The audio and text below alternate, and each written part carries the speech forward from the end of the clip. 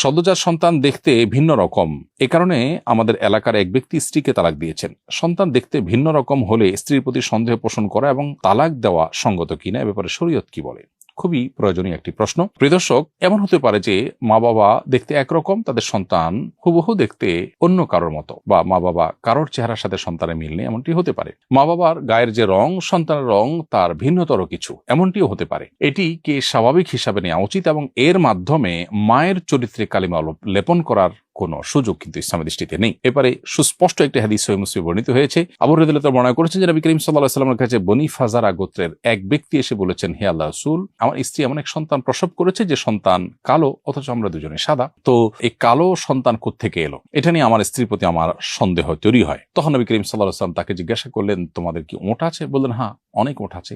তিনি বললেন, যে ওঁট আছে তোমাদের, এই ওঁটগুলোর সবগুলোর কালারে কি লাল? তিনি বললেন যে এই ওঁটের কালার লাল। নবীজি বললেন যে এর মধ্যে কি কোনোটা ছাই টাইপের কালার নাই? এর প্রশ্নের জবাবে সাহাবী বললেন যে হ্যাঁ, কোনোটা আছে যে ছাই বা সুরমা কালারের। তখন নবী করিম সাল্লাল্লাহু আলাইহি ওয়াসাল্লাম বললেন যে এটা কিভাবে হলো? তখন বলল যে হয়তো তার পূর্বের কোনো ওঁট এরকম ছিল, সেখান থেকে এটা হয়েছে। নবী সাল্লাল্লাহু আলাইহি ওয়াসাল্লাম বললেন যে তোমার সন্তানের বেলাও একই কথা প্রযোজ্য। তার বংশের পূর্বের কারোর থেকে তার এ কালার এসে থাকতে পারে। শুধুমাত্র গায়ের রং তোমাদের সাথে মিলে না, চেহারার কাটিং তোমাদের সাথে মিলে না, এটার উপর ভিত্তি করে তার মাকে তুমি মিথ্যা অপবাদ দিতে পারো না। মুসলমানের চরিত্র ইসলামে অত্যন্ত মূল্যবান। কোন সতী সাধবী নারীকে কেউ যদি মিথ্যা অপবাদ দেয় কোনো সুস্পষ্ট প্রমাণ ছাড়া, ইসলামী শরিয়াত দণ্ডবিধিতে কোরআন কারিমে পরিষ্কারভাবে তাকে ৮০ বেত্রাঘাত এবং এই ব্যক্তির বিশ্বাসযোগ্যতা চিরকালের জন্য নষ্ট হয়ে যায় এবং তাকে কখনো সাক্ষী রূপে আর গ্রহণ করা হয় না। এরকম কঠিন শাস্তির কথা বলা হয়েছে একজন নারীর, সতী সাধবী নারীর চরিত্রে কালিমা লেপন করবার কারণে। অতএব কোনো মা বাবার সন্তান যদি ভিন্নতর হয়, তাদেরকে নিয়ে বাজে কথা বলা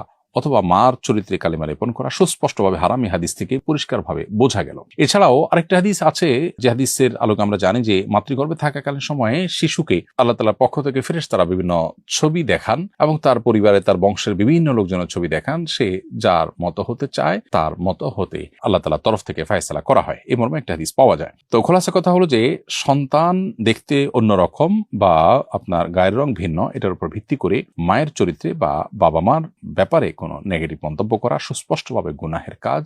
মুসলমানের চরিত্র অনেক মূল্যবান, কোনো সুস্পষ্ট প্রমাণ ছাড়া কারোর চরিত্র হানি করা যাবে না। অতএব যে ব্যক্তি নিজের স্ত্রীকে এ কারণে তালাক দিয়েছেন তিনি জঘন্য অপরাধ করেছেন এবং তার উচিত আল্লাহর কাছে তওবা করা এবং